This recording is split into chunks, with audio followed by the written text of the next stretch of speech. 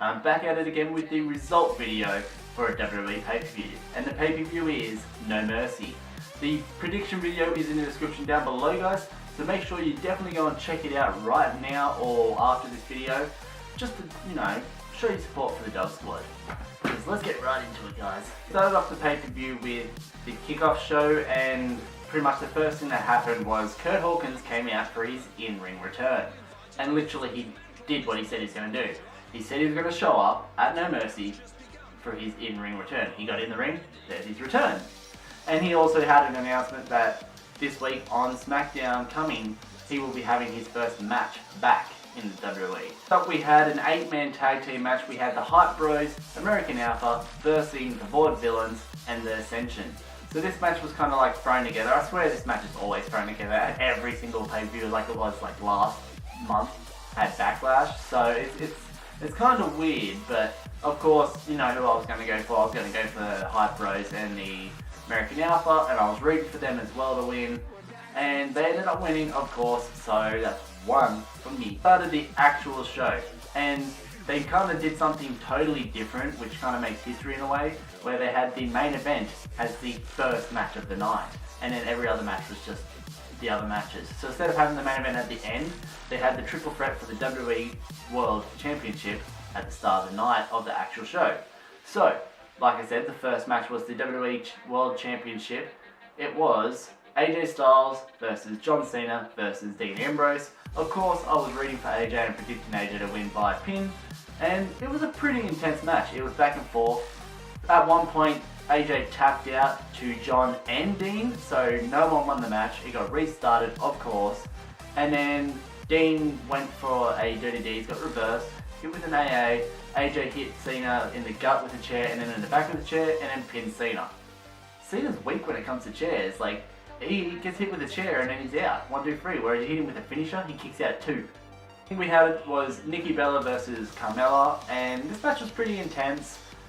We found out that Nikki's new finishing move is called the Rack Attack 2.0. So it's okay. Like, it's pretty much like a TKO, really. But, so the match was going pretty good. Carmella had her number. Carmella was like 90% of the match dominating Nikki, and then Nikki had like little sparks here and there. But at the end, of course, Nikki ended up getting the win.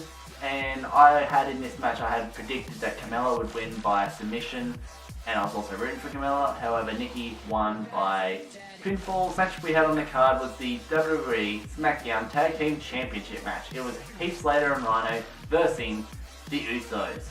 And this match was pretty cool. The Usos, all like meaning business and whatnot, and they were attacking Heath Slater's leg more than anything.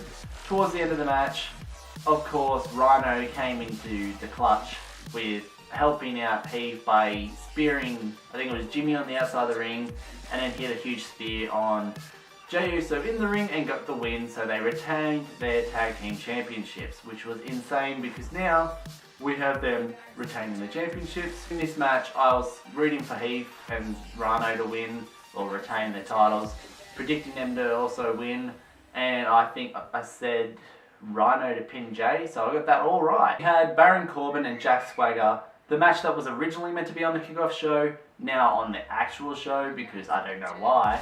And pretty much it was an alright match. Swagger got his hands crushed at one point, and at the end of it, Swagger almost had the match won with the submission again. Of course, Corbin wasn't going to put his hands down flat on the mat this time because the ref fucked him over last time, so every time he had his hands on the mat crawling, he had it clutched.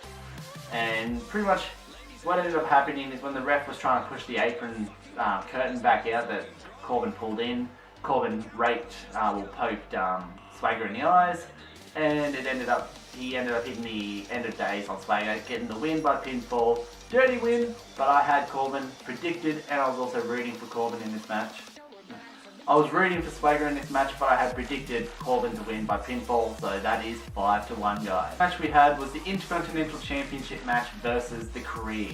So, Dolph Ziggler's career on the line, so of course this match was The Miz versus Dolph Ziggler. This match was probably the longest match on the card, and it was the most interesting, had you on the end of your seat watching, because you wanted to know if Dolph Ziggler was going to be retired from the WWE at the end of the night. or if Miz was going to lose his championship, and the never-ending Miz Intercontinental Championship reign was going to end. And of course, Miz pulled out all the little cheeky, stuff up his sleeve throughout the whole match. Maurice sprayed Ziggler in the eyes. Miz pulled off the turnbuckle and slammed Ziggler's head into it. The Spirit Squad made a return and tried to fuck over Ziggler. Miz pulled off Ziggler's shoe. And that ended up being the downfall because as Maurice and the Spirit Squad got escorted from ringside, you had Ziggler hit a sweet chin type of super kick on the Miz and get the win, and he's now a 5-time Intercontinental Champion. So that's pretty cool, keeps his career, and yeah, that's actually pretty cool.